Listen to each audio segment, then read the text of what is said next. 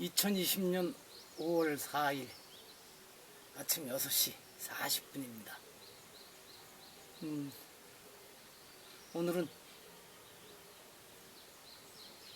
이중 촬영입니다.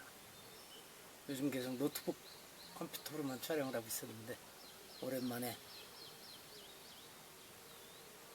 불과 한 보름 전까지인가요? 계속 쓰던 작은 카메라로 좀 멀리다 놓고 내가 이렇게 찍는 모습을 또 다시 찍습니다. 5월 4일 오늘이 101년 전, 그러니까 1919년 중국에서 중국 현대사에 큰 변화를 일으킨 날이죠. 모사운동이 일어난 날입니다. 당시 지금 북경대학의 전신인, 그때 북경대학 이름이 바뀌었을 적인가 아닌가 지금 정확치가 않습니다만, 거기에 젊은 훌륭한 교수들인 호적, 우리만 호적으로 되어 있죠. 후스, 진대, 이대조, 진독수 등등의 영향을 많이 받은 젊은 대학생들이 그 원세계 정권의 문제점을 거론하고 시위가 시작돼서 중국을 크게 바꿔놓게 되죠. 한편에서는 중국의 모사운동이 그보다 2달 전에 우리나라에서 일어났던 3.1운동의 영향을 받아서 그렇다, 뭐 이런 주장을 하는 사람들도 있고, 그건 아니다 하는 사람들도 있습니다. 사실 작은 영향은 있었을 수 있겠죠. 그 북경대 학생들이 조선에서도 저렇게 들고 일어났다 하는 거는 자극이 됐을 테니까요. 근데 오로지 그렇다고 하면 그것도 지나친 애국주의죠, 한국 사람들이. 하여튼 오늘은 5월 4일이라는 날을 한번 생각해보는 이야기로 시작을 합니다. 오늘 좀 어떤 사람들한테는 불편해할 수도 있는 그런 얘기를 해야 할 것 같습니다. 꼭 그런 것도 아닌데, 파스칼이 팡세에서 이런 기록을 남겼더라고요. 이게 영어 번역된 걸 우선 어제 자료에서 찾아가지고 했는데, 먼저 영어로 본본이 얘기하면 발음은 안 좋지만 한번 읽어보겠습니다. Men never do evil so completely and cheerfully as when they do it from religious conviction. 그래서 제가 아침에 그렇게 옮겨놨습니다. 종교적 확신으로 행동할 때처럼 인간이 철저하게 그리고 즐거운 마음으로 악행을 저지르는 경우는 없다. 근데 오늘 아침에 컴퓨터 인터넷을 찾아보니까 소설가인 조지 버나드 슈어도 똑같은 얘기를 했더라고요. 인간은 종교적인 신념을 위해서 행위할 때보다 충실하고 충만하게 악을 행한 적이 없다. 거의 같죠. 또 버나드 슈어는 신앙인이 무신론자보다 행복한 것은 술에 취한 사람이 술에 취하지 않은 사람보다 행복한 것과 같다는 점에 불과하다. 아주 독설이었죠.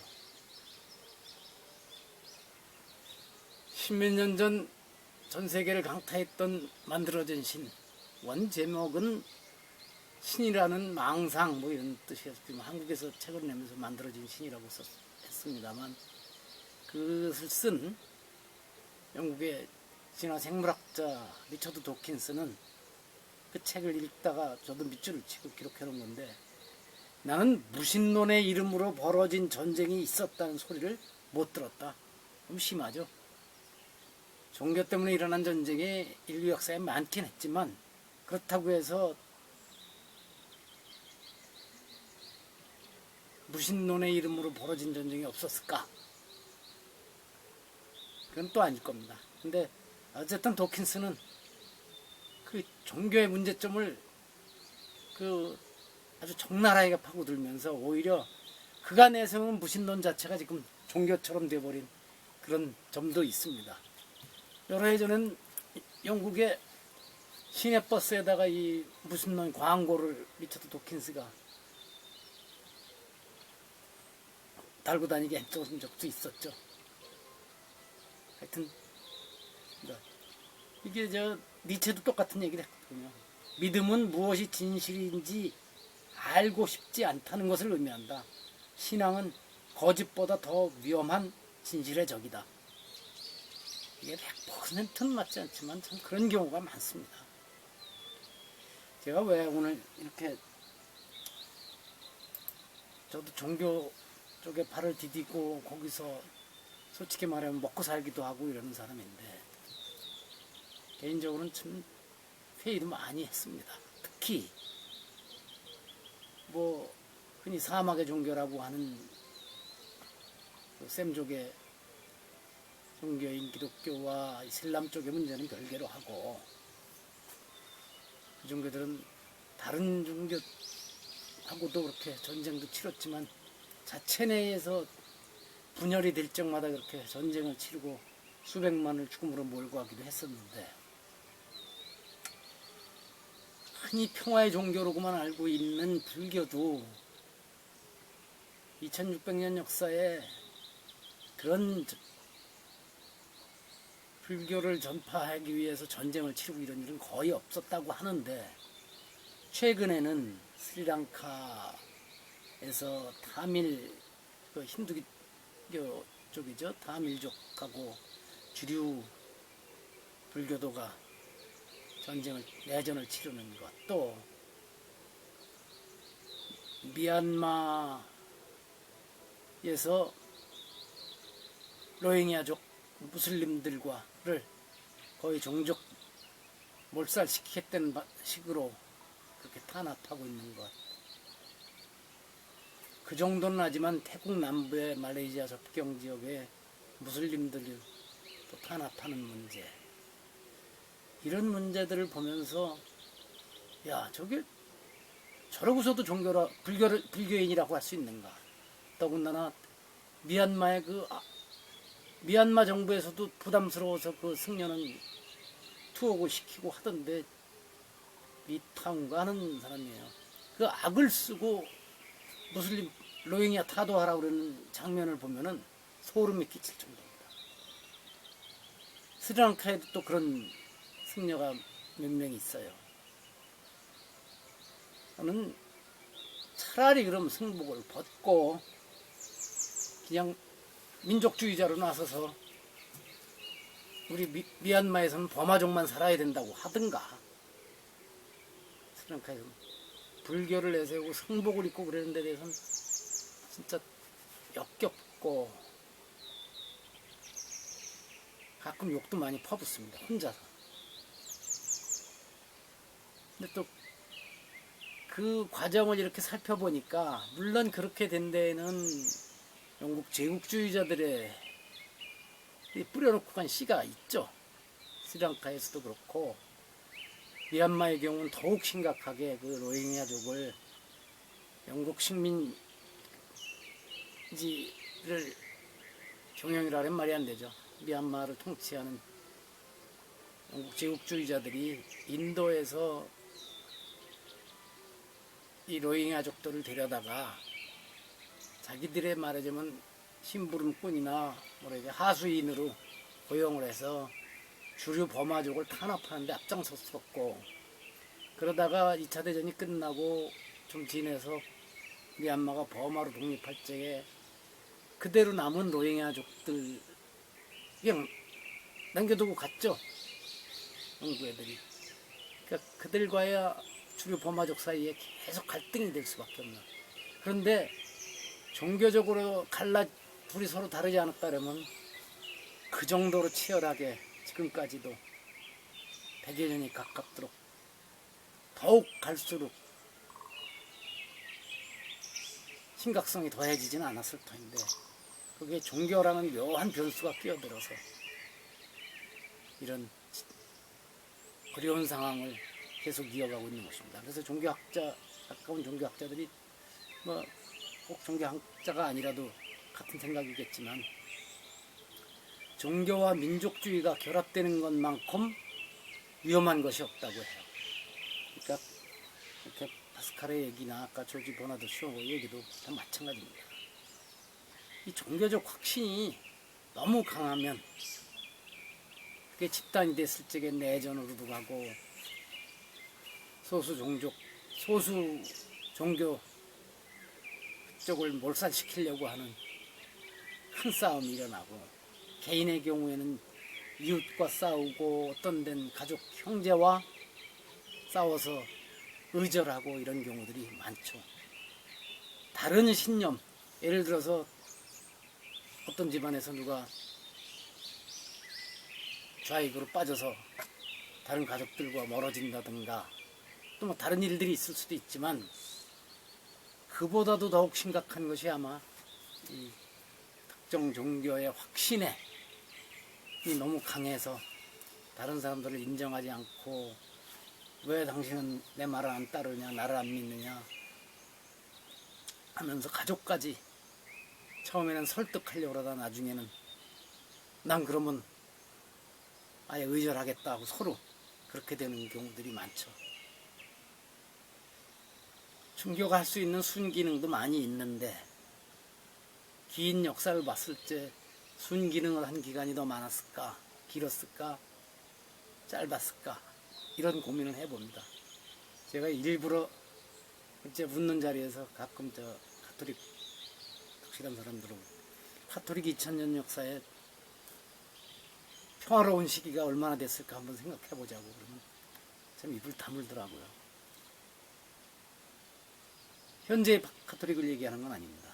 하여튼 그 종교적 확신을 갖고 아프리카에 중남미에 세계 곳곳에 가서 거기 선주민들을 탄압하는 근거를 내세우고 그들을 강제 개종을 시키는 것까지도 좋은데 그 전에 그곳 선주민들이 가지고 있던 모든 문화 전통을 말살시키는데 앞장서 왔던 데에 대해서는 철저한 반성이 있어야 할 것입니다. 그 반성을 할 줄 알면 그 종교는 다시 한번 크게 일어날 것이고 그 반성을 하지 않는다고 하면 점점 어려운 상황에 놓이지 않을까 저는 그렇게 생각합니다. 어제 제가 좀 하루 종일 바빴습니다. 즐겁게 아침 11시쯤 이 방호제를 찾겠다고 하던 페이스북 친구인 박학모 박사 가족이 11시 조금 넘어서 도착을 했어요. 그래가지고 한 1시간 정도 여기 머물렀나 그런 것 같은데 그렇게 가족 네 분이 다 좋아하더라고요. 그래서 제가 대접할 게 복분자주 참 잘 숙성된 거 지금 황토방에서 만 7년째 저러고 있는데 그거 몇 잔씩 나눠 마시고 보이차 내서 가족이 같이 마시고 그렇게 좋아하셨어요. 온 집안을 돌아보면서 하고 나중에 돌아가서 페이스북에 올린 사진을 보니까 제 눈엔 잘 이렇게 확 안 들어오다 장면들이 있더라. 그래서 제가 다음에는 좀 더 시간 여유를 가지고 오셔라. 그래서 몇 시간 같이 지내자. 여름 같은 바로 앞에 계곡에 발 담그고 앉아서 막걸리 한잔 해도 좋고 그게 꼭 술 때문이겠습니까? 그럼 세상 이야기가 자연스럽게 나오는 것이죠. 그러고 오후에는 한 3시쯤인가요? 참 제가 작년부터 이렇게 서로 존경하는 노춘석 화백이 딸을 데리고 오셨고 노춘석 화백과 같이 셋이 잘 어울리는 젊은 신철이 박사도 한 1시간 늦게 조인해서 복분자주를 몇 시간 동안 아주 많이 마셨습니다. 서로 어려운 일이 있으면 하소연도 하고 그럴 수 있는 친구들이 그리운 세상 아닙니까? 제가 오늘 아침에도 그 얘기를 올려놨습니다만 예를 들어서 우리 아들이, 우리 딸이 서울대학교 수석 합격했어. 아니면 사법고시, 행정고시 양과 패스하고 회계사 시험까지 됐어. 이런 자랑을, 기쁜 소식을 전하는 수 있는 친척이나 친구도 실은 많지 않습니다. 왜냐하면 그런 말 했다가는 상대방의 질투심이 때문에 오히려 관계가 멀어질 수 있어서 그런 말도 조심스러운데, 근데 그보다 더 어려운 것이 나 정말 죽겠다, 지금 경제적인 이유를 얘기하는 게 아니라 세상 살기가 싫다, 이거 어쩌면 좋겠어, 이런 얘기를 마음 놓고 같이 할 수 있는 사람이 물 찾기는 정말 어렵습니다. 그러니까 그런 말을 같이 나눌 수 있는 사람이 있다는 것은 세상을 잘 산 거고, 그런 사람이 단 몇 명만 있어 주어도, 영화배우 최진실이 그랬고, 그 동생도 그랬고, 또 각종 정치인들도 그러지만 정몽환이도 그랬을 거고, 극단적인 선택을 하지 않을 수도 있는데, 막상 그런 어려운 상황을 처하면 주변에서, 심지어는 형제 자매를까지 포함해서 이 답답한 심정을 털어놓을 수 있는 데가 별로 없죠. 찾기 어렵죠.